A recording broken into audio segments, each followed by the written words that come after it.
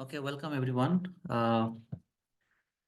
Today we are going to show you that how we can apply different type of faults in a power system using ETAP, and we'll do the fault analysis.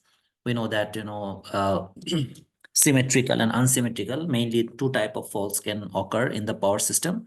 So we will apply both of them and we'll check that whether it matches with our theoretical idea or not. So all the things we'll do using ETAP software. So let us open one power system model in ETAP. Actually, we built one line diagram or power system model in one of our previous videos or previous works, where actually we saw how to build the power system model, and also we run the load flow.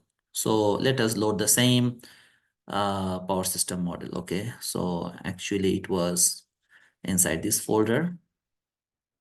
Okay, let us open and load the power system model we prepared last week.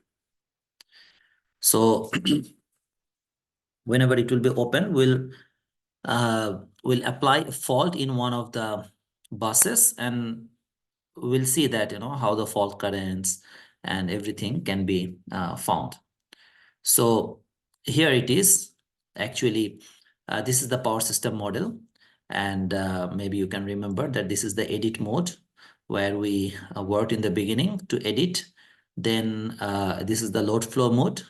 We run the load flow analysis. Today we are going to use this one, short circuit. Okay, so we'll select this button, the short circuit button. So whenever this one will be selected, first of all, we need to select one bus where we want to apply a fault. So here mainly we have three buses. You can see bus 1, bus 3, and bus 5. So any one of them can be selected to apply a fault. For example, bus number 3. So we want to apply a fault over here. So just right click and you click here in this tab fault. So whenever you clicked on this fault, you will see that this faulty bus got a different color, kind of red, different than the other power system model. So that means this is a faulty bus. So what is the fault current and all other things we can find out by running the fault analysis. So here in the right side of your screen, you can see max, 4, and min. There are 3 buttons like that, or 3 tabs. So actually they represent the subtransient fault. Okay, they represent subtransient fault. Okay, so you see, like the max represent the subtransient fault current. So first half cycle, then 4 is the till 4 cycle. So this is the transient fault, and this is the mean, which represents the steady state fault. So I hope you can remember that we have 3 actually phases of fault current. If you want to see the fault current in time scale, so that means in like in x-axis if you put time, and in y-axis if you want to plot the fault current. First, initially, like the fault current is high for half cycle, we can see any type of fault current. So let's click on this max, which represents the subtransient fault current. Okay, so I click there, and you see, like it gives us different values here and there, but what values they are, we don't know that what type of fault we applied actually. Actually, we have to go to this display option, and here you will find different type of fault. You see fault type written here. So here you can select what type of fault you want to apply. For example, now it is applying line to line. So let us start from the beginning. Let us start first with the 3-phase fault. So this 3-phase fault represents actually 3-phase symmetrical fault or balanced fault. So if you apply the balanced fault, you will see that only one value is showing to you. Why one value? Because this is a symmetrical fault or the balanced fault. You know that the fault current in all the 3 phases are equal to each other, right? So that's why you can see this. So you can see clearly the fault current values over here in kiloampere and also in degree. As because we applied the fault in bus number 3, it becomes a short circuit. So that's why the faulty bus always have the voltage 0 kV. So that means 0 volt. because this is a short circuit bus, right? So you see this is 0 volt. And also you can notice something that towards this bus 3, the fault current is coming from both the directions.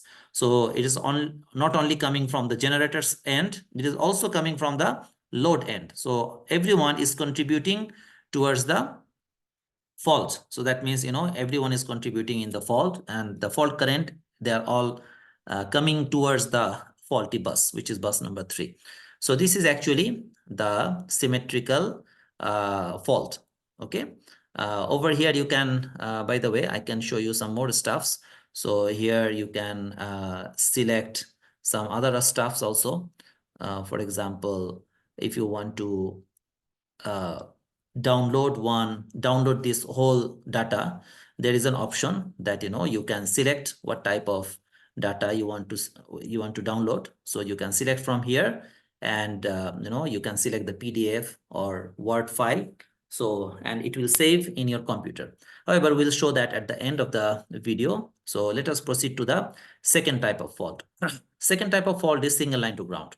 So, the single line to ground fault, this is actually unsymmetrical fault. And because of this unsymmetrical fault, we can represent it in sequence network. And through the sequence network, we can find the phase values. So that's why you can find the sequence values and also the phase values. So anyone you can see. So just have a look. So if this is a sequence value, let's see. So you can see here the fault current, positive sequence fault, negative sequence fault, and zero sequence fault current, all are having the equal values. Why they are equal?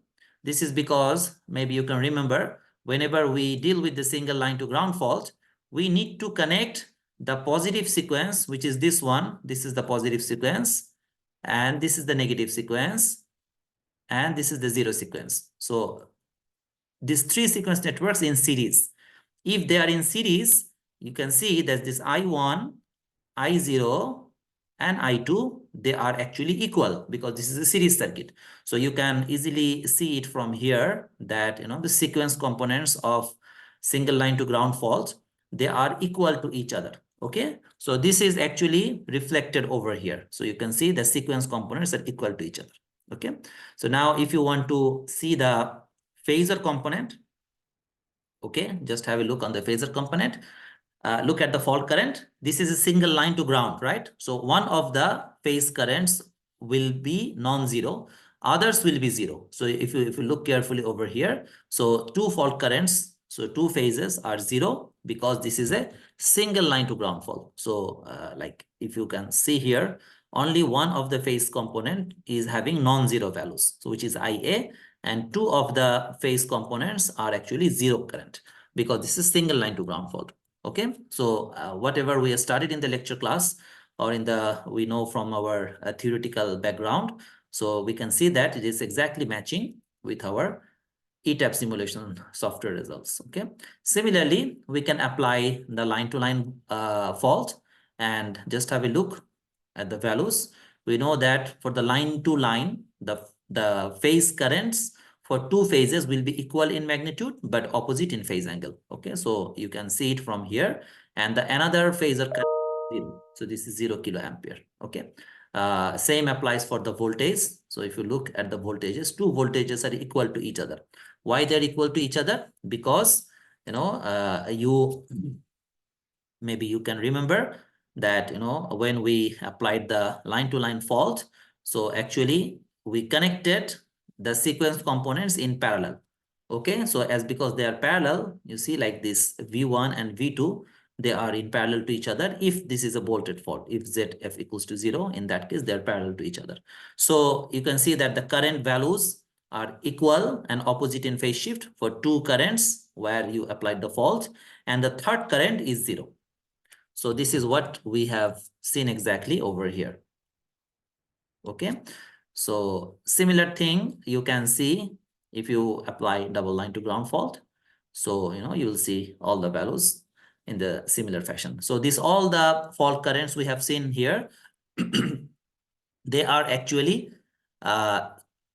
this fault, subtransient fault. Okay, now if we apply the transient fault, okay, So it will give you the transient fault. So like maybe you have noticed that the value of the fault current has reduced from before a little bit. So just have a look on the fault current before. It was 0.744 kiloampere.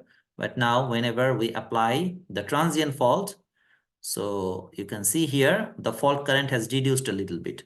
So this is 0.663 and 695.